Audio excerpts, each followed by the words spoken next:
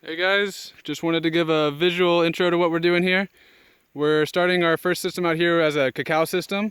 This will be like a 25 meter by 25 meter system, and we got started on this about a month ago.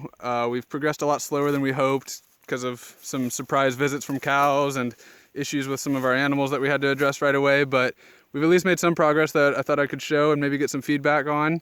I guess first to kind of give you a context, we're at the bottom, like the lowest point of our property, and then just on the other side of the system, we have access to a well, which is right by a river. So we're close. This is like the closest part of our property to water.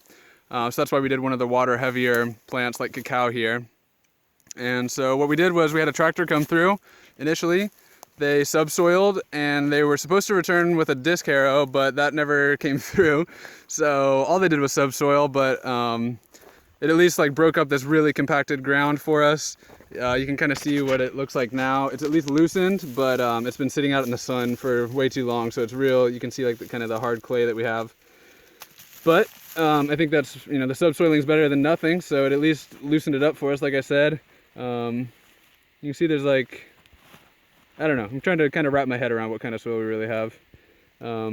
But yeah, you get a lot of like really hard clay bits, but also there are certain areas where it seems like there's a decent percentage of sand in it too, so we'll see. But this was the first bed that we planted out.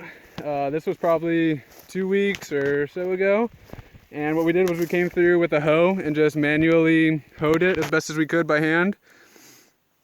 We dug tree nests every 75 centimeters where we planted everything from, like I said, well, cacao is our main crop, but we also did things like mangoes and avocados, bananas, papayas. We don't unfortunately have easy access to eucalyptus, but we do have this cool tree that grows locally. It's called pachaco. It's an emergent leguminous tree, so we got our hands on those, and those seem to be doing pretty well. And then as other support species, we have yucca, moringa, pigeon pea. We threw some okra in there as well, castor bean. I think that's it. And so yeah, we mixed in a lot of manure. We have access to a lot of cow manure, so we mixed in a lot of manure when we planted. And then we also have some access to some chicken bedding with chicken manure mixed into it. So we mixed the manure into the bed.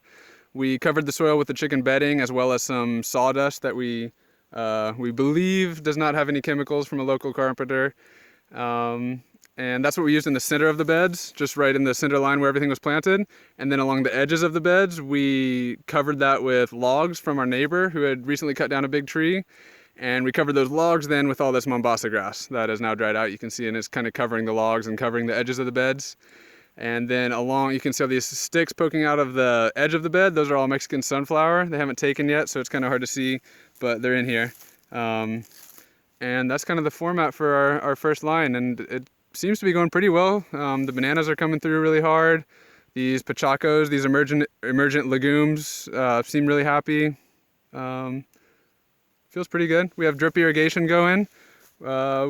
We separated them about 40 centimeters and then kind of ran them closer together right now while they're just sprouting, and then we'll move them back out as the trees age. So we feel pretty good about this bed.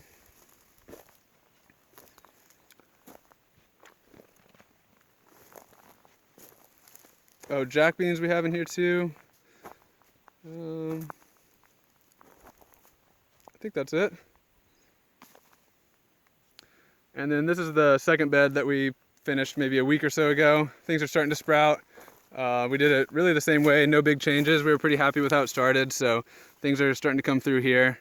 And yeah, haven't quite covered it maybe as well as we should have with the Mombasa grass, but we'll get there. And then we're planning to grow Mombasa grass here in the middle. And we're hoping to rotate our chickens through in portable chicken pens as well as our goats.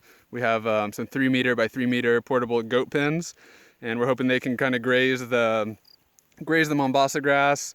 And we can also cut and throw in some Mexican sunflower, pigeon pea, moringa, those types of things from the tree lines, throw them into the goats. And we're hoping that won't really take anything away from the system if the goats are here in the pens full time, because although we're cutting these things from the tree lines, we're feeding them to the goats, and the goats are, leaving their manure here in the system too. So that's where we are. Yeah, just kind of wanted to give you a visual overview of what it is that's going on, and looking forward to working with you guys. Cheers.